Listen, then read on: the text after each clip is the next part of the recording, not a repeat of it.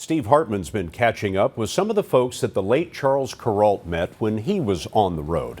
Back in 1987, Charles introduced America to one of the greatest arms in football, completed virtually every pass he threw. But Steve tells us he's had a change in fortune. Our story begins right where it began, 25 years ago. We stopped by Gothenburg, Nebraska to meet P. Stephen Potter, attorney at law, and interview him on his specialty, not law, his other specialty. You take the hot dog and you have to put your finger so that when you throw it, will spin end over end. On football Saturdays, P. Stephen Potter has closed his law office and traveled across the state to the University of Nebraska Stadium to throw sizzling hot dog passes into the hungry stands. He got paid by airmail too, and this went on for exactly 36 years. 1 year you're selling hot dogs, the next year you're gone, and nobody knows where you went. That's basically what happened.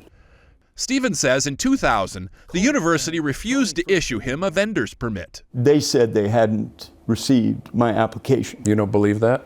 I don't believe that. Here's what he thinks happened. The year before, Stephen wanted to bring his 3-year-old daughter into the game on his back, but the athletic department said she needed a ticket. It kind of upset me. Not kinda. He started really pressuring the university on this relatively silly issue.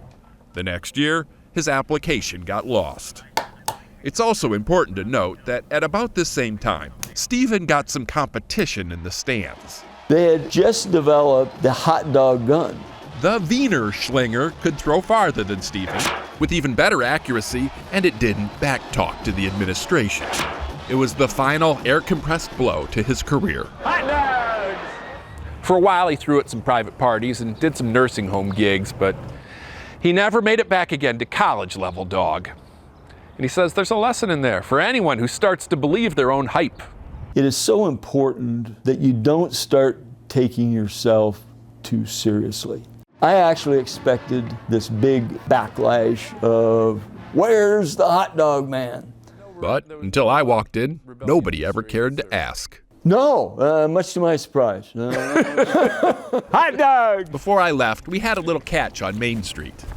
Even after all these years, That was great! you can still see traces of the All-American. You still got it! And Stephen is All-American. Good! I mean, really. Football, hot dogs, and automation taking jobs. How much more American can you get? Yeah! Steve Hartman, on the road, in Gothenburg, Nebraska. You haven't missed one yet!